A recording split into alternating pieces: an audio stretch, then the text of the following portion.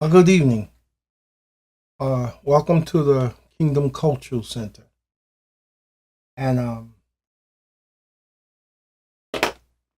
I'd like to ask you a question. What culture do you affiliate yourself with? Another question. Which culture do you embrace? I like to say this one thing. In the kingdom culture, here's what culture define would sound like. Character, the kingdom culture I'm speaking. Character, integrity, honesty, and a lifestyle that's conducive to the character of God. That is the kingdom culture. Now, many individuals have embraced uh, culture. Culture is where you were raised in a lot of cases, such as were raised in Africa, born in Africa, raised in Africa, China, Korea, Spain, Puerto Rico, Brazil, Barbados, Jamaica, St. Thomas, St. Croix. I can go on and on and on. Excuse me. But when you come to the land of America, it's made up of many cultures from around the world. As they say, the original citizen of this culture, this country, the United States, is really the American Indian. I want to debate on that. But I want to embrace you about this one thing. This whole planet, which God called Earth, and we embrace it as Earth, originally was the kingdom culture. It was God's culture. God reflected from heaven here. And when he first made man, man had God's spirit in totality. And the kingdom lived within man.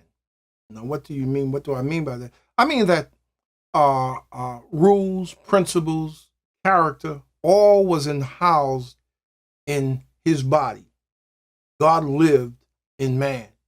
And keep in mind, when before God created man, he created a place for man in which to reside. Now you can go all the way from Genesis, the first chapter, whole chapter, and you'll see where God created an environment that was conducive for Adam. When God finished that, then he gave man an assignment, placed them in the garden. And here's what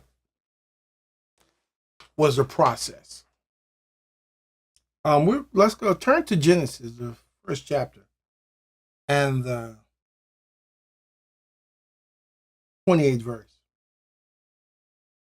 And we read, Then God blessed them, and God said to them, Be fruitful and multiply, fill the earth and subdue it. Have dominion over the fish of the sea, and over the birds of the air, and over every living thing that moves on the earth. And God said, See, I have given you every herb that yields seed, which is on the face of all the earth, and every tree whose fruit yield seed.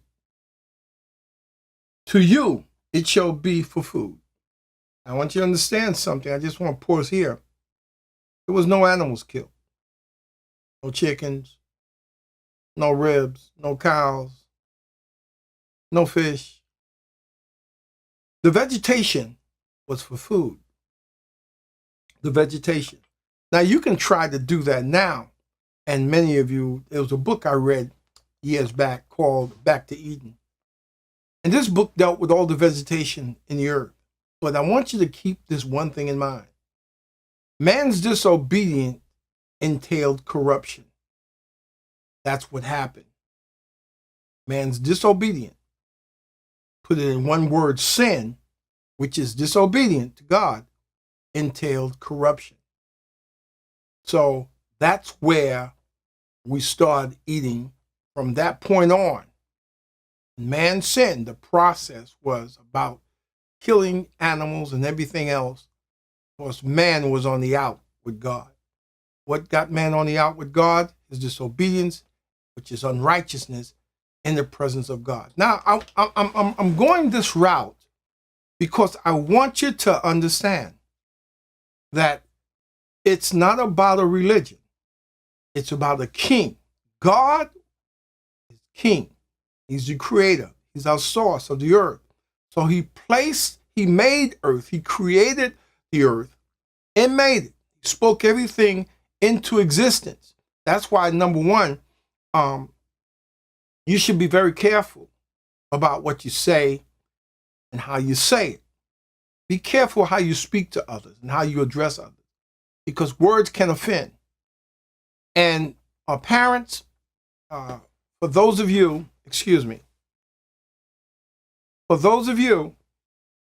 that constantly get annoyed with your kids and always bringing stuff up that may be negative toward your mother or your father, their father, you'll always be like them in the negative.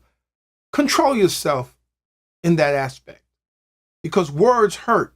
When I was growing up, my mother used to tell me, sticks and stones will break your bones. Names will never hurt you.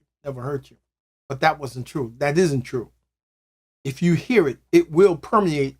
If you hear it long enough and constant enough, especially in a negative mindset, it will affect your children or how they grow and how they see things, because they will key from what you tell them. Remember, you are responsible for that child.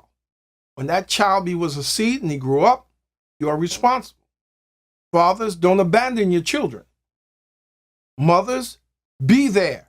Support the household as one, not as two, bilateral. So the reason why I want you to see this now is important, that when God created an environment, you have to create an environment for your children. Your culture. There's many cultures, as I stated, but you have to know within the confines of the kingdom culture how to grow.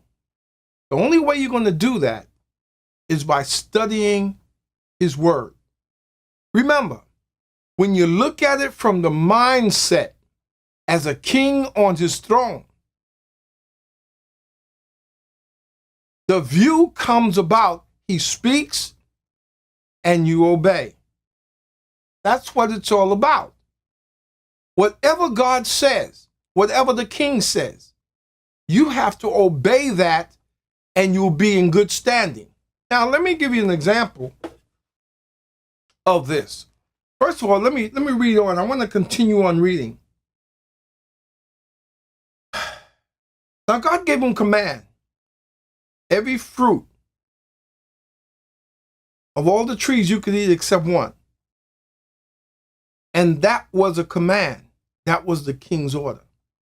Now, right now, we're going to go into the next session in a few, but I have to end with this. Your culture, what you embrace, will affect how you behave. Until next time, to the next session, you have a nice day.